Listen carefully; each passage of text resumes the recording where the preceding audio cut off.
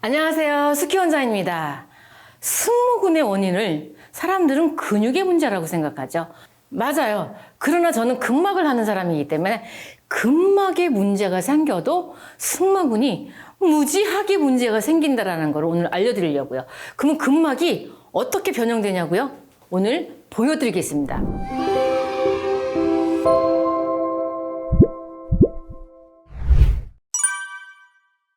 근막의 결 한번 보실까요? 목선은 목선대로 이렇게 결이 연결되어 있고 두개골은 두개골대로 이렇게 연결되어 있어요. 자, 팔뼈 볼까요? 팔 아랫도는 팔 뚝뚝뚝 처지죠? 네, 그것도 이렇게 팔과 연결되어 있는데 그게 날개뼈와 연결되어 있어요. 근막의 결이. 그리고 갈비뼈도 이렇게 척추에 따라서 왼쪽 오른쪽 이렇게 커튼처럼 갈라져 있어요. 그리고 허리 라인은 이렇게 위아래로 선이 들어가게끔 이렇게 연결되어 있는데 이 근막의 결이 이동되는 이유는 관절에 이 근막이 다 연결되어 있었는데 우리는 앉아있을 때 어떻게 하나요? 오랫동안 앉아있으면 벌써 엉덩이가 돌아가면서 팔의 위치도 바뀌고 목도 내가 그대로 이 자세가 아니라 옆으로 돌리기도 하고 약간씩 기울어집니다. 이렇게 기울어지면서 하는 행위를 했을 때 나도 모르는 사이에 내 몸과 내 의식과 상관없이 근막은 내가 기울이는 방향으로 이동을 합니다. 근막이 앞뒤가 꼬이는 현상이 나타나게 되면서 승모근이 근막의 결이 이렇게 변하게 됩니다. 자, 왼쪽과 오른쪽의 근막의 결을 보시면요. 목선에 있는 근막의 결이 어디까지 가나 보세요. 네, 빨간색으로 그려놨는데 목선에 있는 근막이 목과 어깨를 통해서 두개골까지 올라가요. 오른쪽에 있는 근막의 결이 어깨가 더 처져 있고 가슴이 처져 있어요. 왜냐하면 근막이 안으로 훅 들어가요.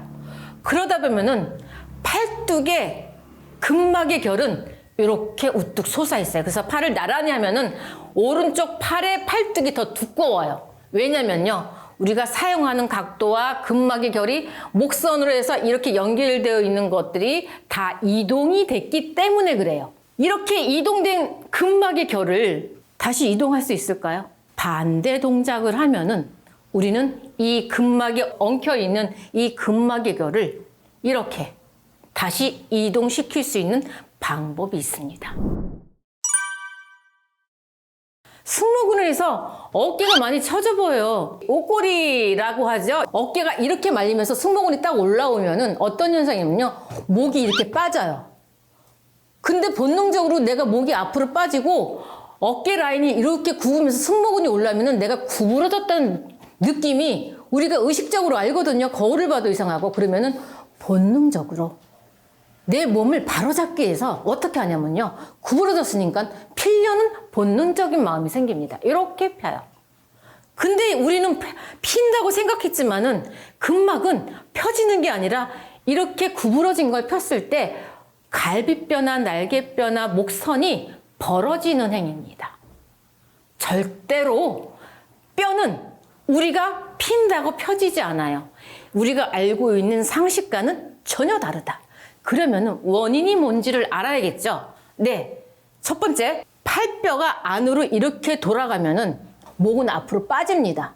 치골은 앞으로 나오면서 엉덩이가 차면서 등이 이렇게 돼야 되는데 팔이 구부러지면서 목이 앞으로 빠져요. 그러면 여기가 굽어요. 그러면서 승모근이 나오는 거죠.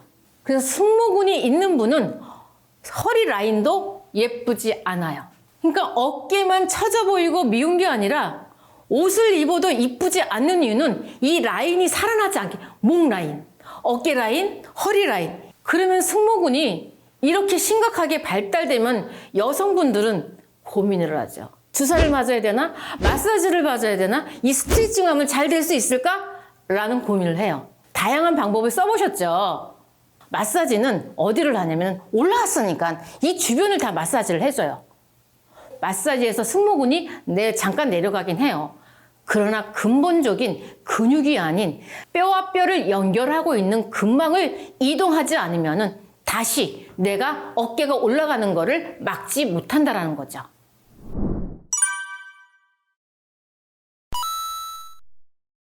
우리가 아프면 보통 어떤 사람은 여기를 뭐 혈점이라서 누르기도 하고 그분들은 그 분야에서 그렇게 알고 있어서 그렇게 얘기하는 거지만은 근막은 눌러서 아프거나 통증을 가해진다고 하면은 이거를 공격이라고 인식을 해요. 내가 여기가 아파서 막 수작, 그럼 본능대로 얘는 수축이 돼요.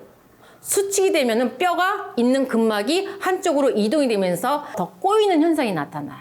자연스럽게 꼬임을 푸는 방법, 이거를 아는 것이 더 효율적이다라는 것을 말씀드리고 싶네요.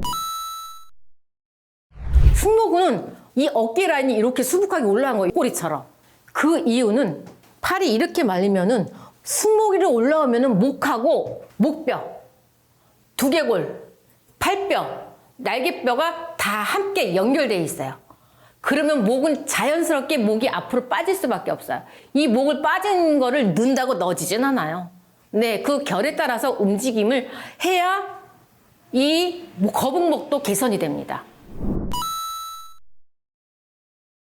일단 병원에 가서 검사 받으세요. 전문 병원에 가서 염증 검사 하셔야 되고요. 눈에 무슨 이상이 있는지 한번 검사를 하시는 게 가장 좋은 방법이에요. 근데 병원에선 진단이 안 나와. 이런 경우에만 체형의 근막에 문제가 있는 거예요. 그러면은 근막의 체형에서 문제가 있는 거는, 자, 볼게요. 팔과 어깨에 있는 근막이 다 어디로 올라가죠? 여기 위로 올라가죠? 네. 위로 올라가서 이 거북목이 되면서 눈은 어디냐면요. 근막에서 어디냐면요. 여기입니다.